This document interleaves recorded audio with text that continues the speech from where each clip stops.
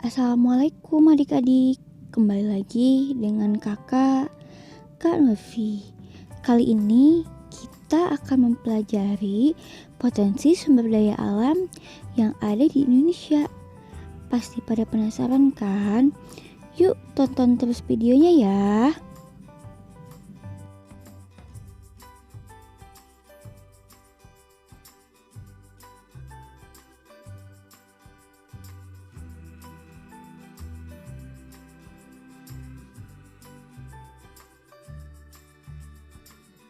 Baik, tujuan pembelajaran kali ini yaitu yang pertama menjelaskan potensi sumber daya hutan di Indonesia. Yang kedua, menjelaskan permasalahan lingkungan hidup yang berkaitan dengan sumber daya hutan. Dan yang ketiga, menjelaskan upaya yang dapat dilakukan untuk mengatasi permasalahan lingkungan. Baik adik-adik, sebelum kita mempelajari materi, kalian harus mengetahui dulu apa itu sumber daya alam. Sumber daya alam adalah segala sesuatu yang berasal dari alam dan dapat digunakan untuk memenuhi kebutuhan hidup manusia. Secara umum, sumber daya alam dibagi menjadi dua. Yang pertama, sumber daya alam biotik atau hayati yang berupa makhluk hidup, contohnya seperti hewan dan tumbuhan. Dan yang kedua, ada sumber daya alam abiotik atau non-hayati yang berupa benda mati, contohnya seperti air, tanah, barang tambang, dan lain sebagainya. Berdasarkan sifatnya, sumber daya alam dibagi ke dalam dua. Yang pertama, itu sumber daya alam yang dapat diperbaharui. Sumber daya alam yang dapat diperbaharui merupakan sumber daya yang dapat tersedia kembali dalam waktu yang cepat, sehingga tidak dapat habis.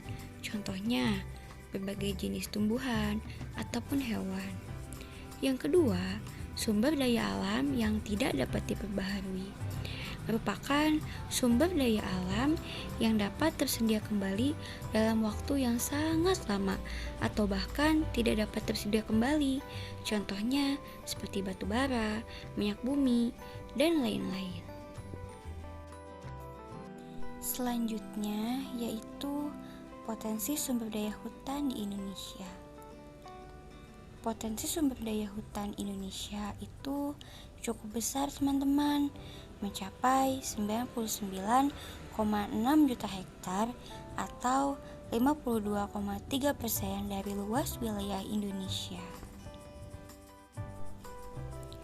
Kemudian, luas hutan yang besar tersebut saat ini bisa kita jumpai di wilayah Papua, Kalimantan, Sulawesi, dan Sumatera. Nah, adik-adik, potensi sumber daya hutan itu sebenarnya tidak hanya sekedar kayu. Dari hutan tropis yang dimiliki Indonesia juga dihasilkan banyak buah-buahan dan obat-obatan. Namun demikian, hasil hutan yang banyak dikenal penduduk adalah sebagai sumber penghasil kayu, teman-teman. Secara umum, jenis-jenis kayu dan sebarannya yang ada di Indonesia adalah sebagai berikut. Coba teman-teman amati tabel berikut.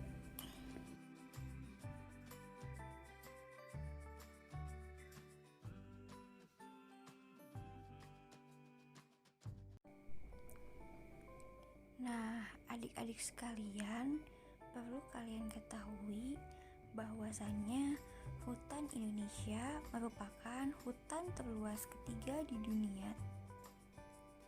Jika digabungkan, seluruh luas hutan Indonesia itu bisa mencapai 99 juta hektar loh.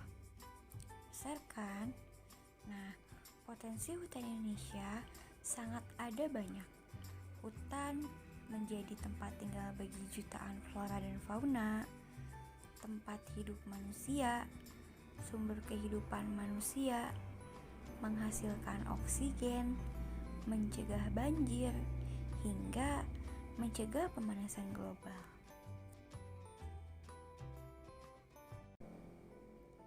Tapi perlu teman-teman ketahui bahwa jumlah luas area hutan Indonesia semakin tahun semakin menurun. Lalu, apa ya yang menyebabkan luas hutan Indonesia semakin menurun? Nah, teman-teman, diperkirakan sekitar 600.000 hektar lahan hutan akan hilang setiap tahunnya. Wah, jangan sampai terjadi nih teman-teman. Bahaya kalau ini terjadi. Luas hutan Indonesia semakin lama semakin menurun. Ini terjadi akibat kerusakan hutan yang terjadi terus-menerus. Kebakaran hutan merupakan salah satu ancaman hutan Indonesia karena kebakaran hutan bisa menyebabkan kerugian yang sangat besar. Nah, biasanya kebakaran hutan ini terjadi saat musim kemarau, ketika energi panas matahari bisa menyebabkan kebakaran hutan secara alami. Jika terjadi secara alami, suhu tinggi musim kemarau dan udara kering bisa menyebabkan gesekan ranting kering yang menciptakan percikan api yang memicu kebakaran hutan. Selain itu, kebakaran hutan ada juga yang disebabkan oleh aktivitas manusia, yaitu pembakaran hutan yang dilakukan untuk memperluas lahan pertanian ataupun area pembangunan. Jika dilakukan secara sengaja, manusia sengaja membakar lahan agar lahan bisa cepat beralih fungsi menjadi perkebunan. Nah, api dari pembakaran itu bisa meluas ke bagian hutan lainnya. Selain pembakaran hutan, kerusakan lainnya yang juga disebabkan oleh manusia adalah penebangan pohon secara ilegal dan tidak bertanggung jawab. Penebangan yang dilakukan berlebihan itu membuat pohon menjadi gundul.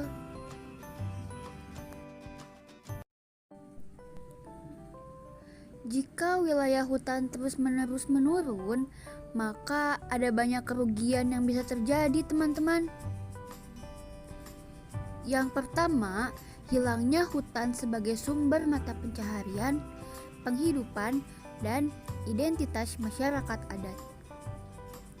Kemudian, dari sisi lingkungan, hutan yang semakin menurun berarti habitat tempat keanekaragaman hayati flora dan fauna, begitu juga ekosistem penting yang memberikan udara dan air bersih, makanan, dan obat-obatan pun akan menjadi menurun.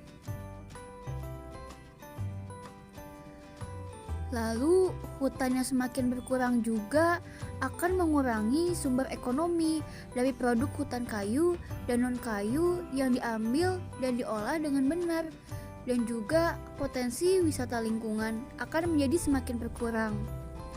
Oleh karena itu, kita harus tetap menjaga kelestarian hutan bersama-sama ya teman-teman. Wah, ternyata begitu besarnya ya manfaat juga dampak yang diberikan oleh hutan kepada umat manusia. Hutan telah memberikan banyak anugerah yang luar biasa, terutama kepada bumi Nusantara kita tercinta ini. Namun sayangnya, luas area hutan saat ini telah menurun, diakibatkan oleh kebakaran hutan ketika musim kemarau dan aktivitas manusia untuk membuka lahan yang kemudian dijadikan area pertanian, perumahan, industri, dan sebagainya. Sehingga alam dan potensi sumber daya hutan tidak dapat kita manfaatkan dengan baik. Nah, oleh karena itu, sebagai warga negara Indonesia yang baik, kita wajib menjaga keberlangsungan hutan. Caranya dengan melakukan upaya untuk mengurangi deforestasi hutan ini. Nah, sebagai pelajar, kita dapat melakukan berbagai hal yang dapat mengurangi deforestasi tersebut. Beberapa di antaranya adalah: 1. Menanam pohon atau penghijauan di sekitar rumah ataupun tempat tinggal kita. Pohon tersebut nantinya akan memiliki banyak manfaat bagi kita. Salah satunya adalah menjaga agar air tanah selalu ada ketika musim kemarau tiba. Yang kedua, tidak membuang sampah sembarangan, terutama sampah yang dapat menyebabkan kebakaran. Yang ketiga, menghemat pemakaian kertas dengan menggunakan seperlunya, dikarenakan kertas berasal dari pohon-pohon yang ada di hutan. Dan yang keempat, merawat tanaman yang telah dimiliki di rumah dengan melakukan penyiraman, pemupukan. Nah, hal itu akan membuat rumah menjadi segar karena banyak oksigen yang dihasilkan dan dapat menyerap zat-zat racun yang bersumber dari luar seperti asap kendaraan, rokok, dan lain sebagainya. Nah, setelah selesai menyimak pembahasan materi, selanjutnya teman-teman diharapkan mengerjakan tugas berikut ini.